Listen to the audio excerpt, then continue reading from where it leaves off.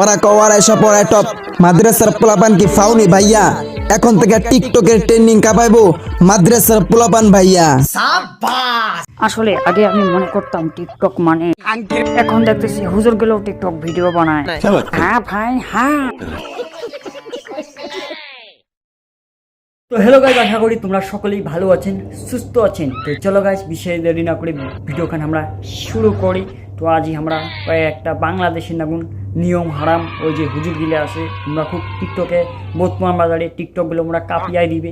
তো চলো ওমারে নিয়ে কোন এক থাপা থাপ ফটোস খান ও গাজি গাড় মারা টিকটক ভিডিও।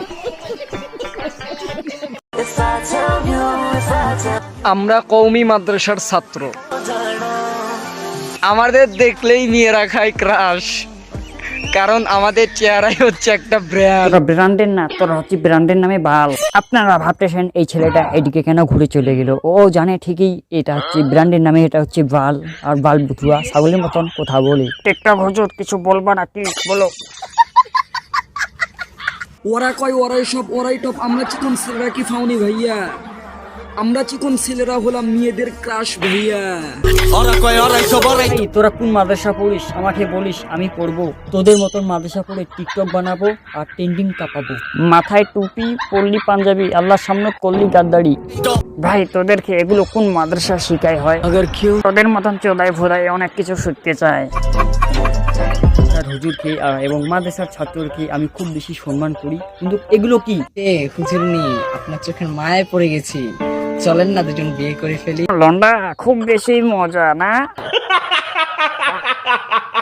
এই মাঘ মাসের শীতের ভিতরে তোমাকে যদি একটু জড়িয়ে ধরতে পারতাম, সত্যি বলতেছি চৈত্র মাসের গরমের ফিল পাইতাম। এদিকে নেই বালবাল আর কথা বলে ঢাল ঢাল। ভাই এগুলো কি চলছে? আসলে এদের কোনো দোষে নেই, সব খাঙ্গির পোলার।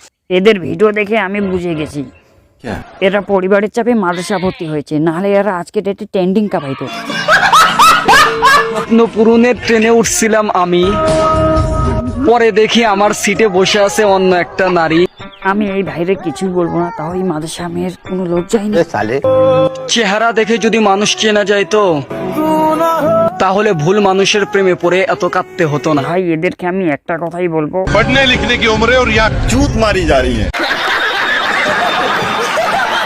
নাই বলো তো তুমি মাদ্রাসা পড়ো, তুমি একটা শিক্ষিত মেয়ে, তোমার তো একটা লজ্জা শরম বলতে কোনো কিছু আছে না? না না সেটাও নাই নাকি? ইয়ার কি বলবো তোমাদেরকে, চলো এইভাবে শুরু করি, কিচ্ছু বলবো। তো আশা করি যে আপনাদেরকে সকলকে এই ভিডিওটা ফানি লাগলো। তো এই ভিডিওতে আপনারা কেউ সিরিয়াসলি নেবেন না, সবমাত্র ভিডিওটা এডিটিং এর মাধ্যমে এরকম বানা হয়েছে। তো আরও এরকম ভিডিও দেখার জন্য আমার চ্যানেলটাকে যত কিছু আছে যেঙ্কর সঙ্গে পি করে থুবেন দেখা নাই মোর, কিন্তু চ্যানেলটাকে আরও এরকম ভিডিও দেখার জন্য ফলো করে থুয়ে দেবেন। তো জয় হিন্দ, জয় ভারত।